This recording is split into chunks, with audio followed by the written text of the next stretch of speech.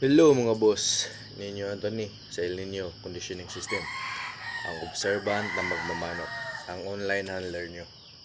Ngayon guys, ako kagabi, alas 10 hanggang alas 12 ang lakas ng ulan.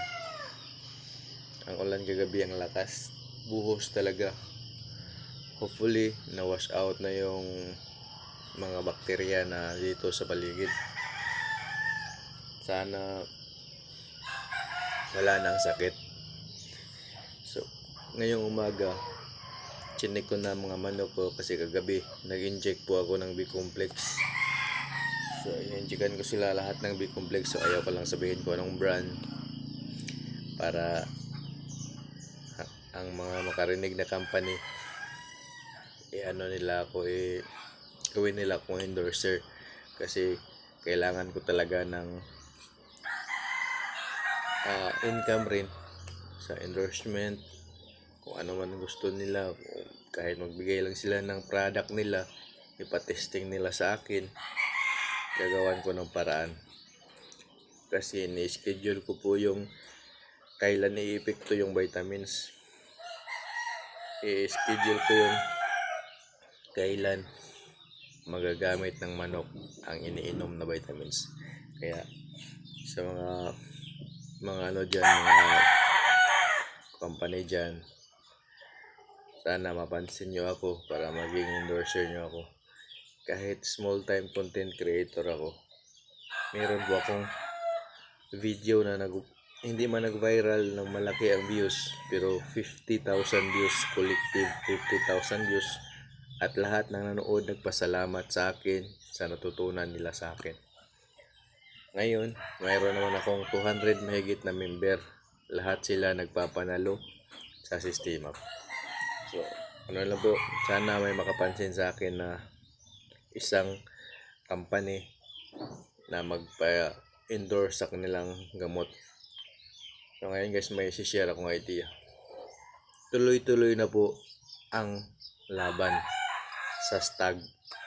So, salamat sa sistema ng WPC, salamat sa sistema ng mga ibang organisasyon. Sa WPC, ang ganda ng plano nyo. Salamat, sana tuloy-tuloy.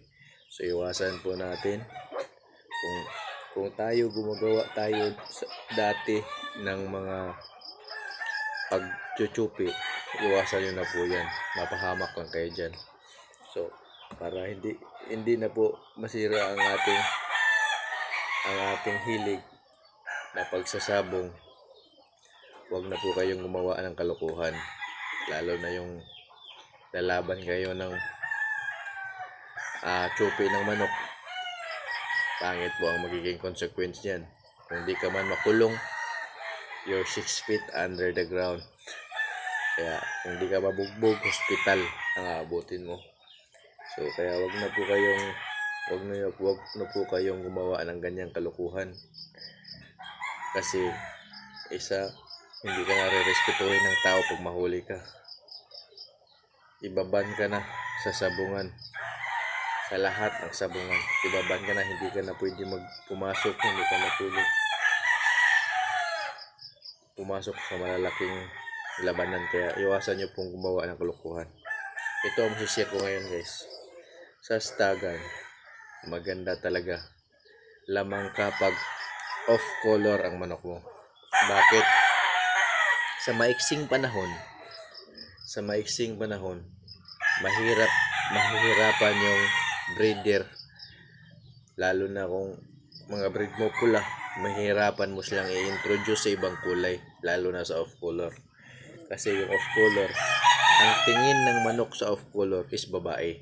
Ano ba ang pinaka off color? Puti, itim, bulik, gold,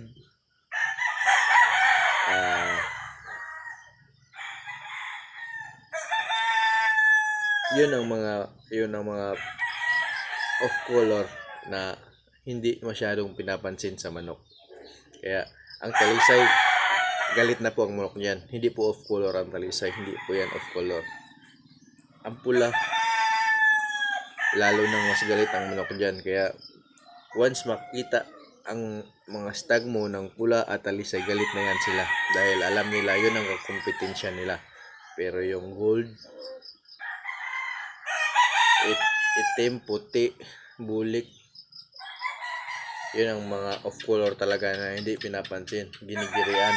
Kaya mas maganda kung yan i-breed mo para sa stagan, kaya ito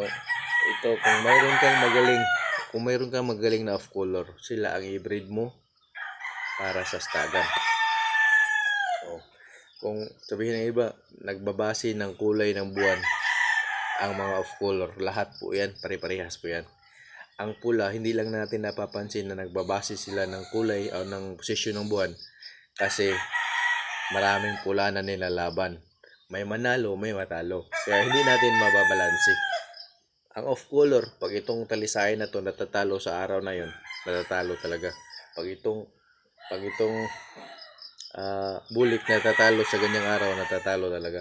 Pag itong puti natatalo sa ganyang araw, kaya napapansin sila kasi kukunti lang naglalaban ng off color.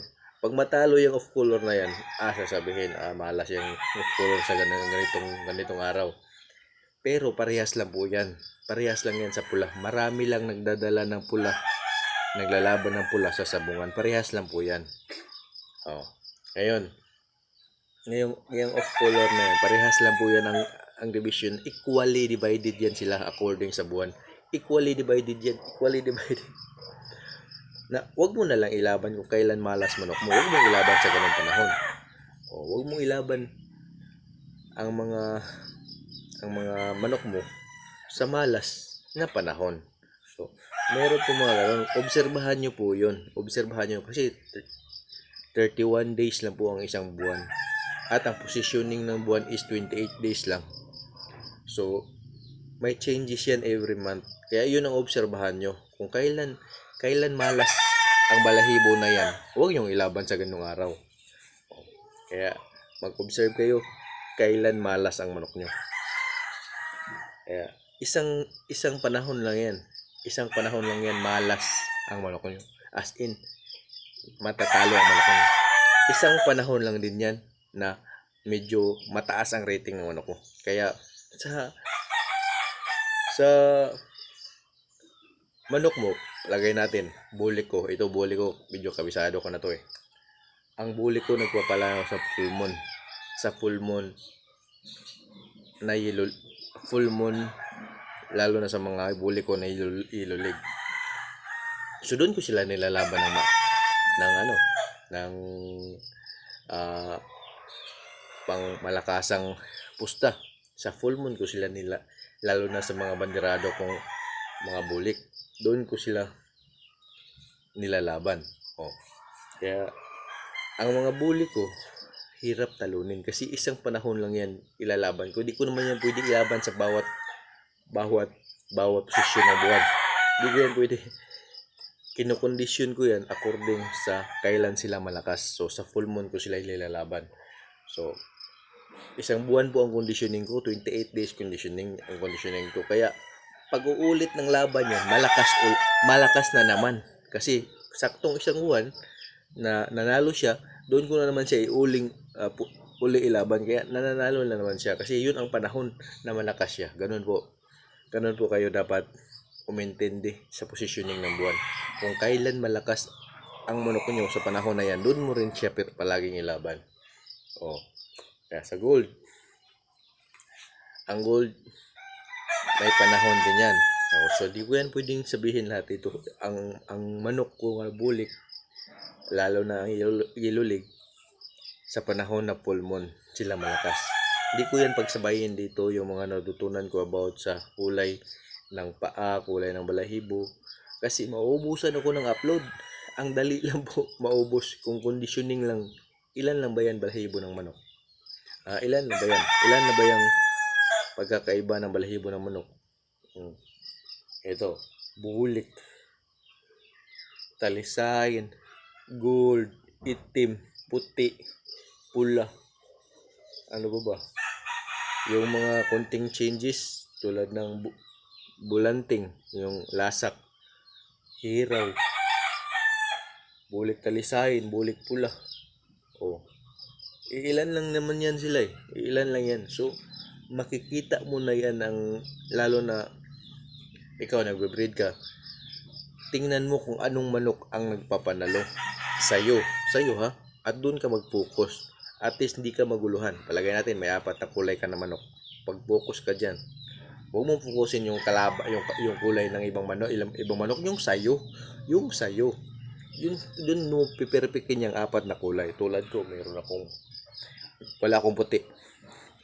Ang puti ko sa bayaw yun. Sa bayaw ko yun, yung sila may nagbe-breed ng puti, hindi ako nag-breed ng puti, pero naglalaban ako, manok nila na puti. So, may bulik ako, may talisayin, may gold, may pula, at may itim. Yan ang ang piniperfect ko na kung kailan sila magaling. Yung kulay na yan. Wala akong pakialam sa iba.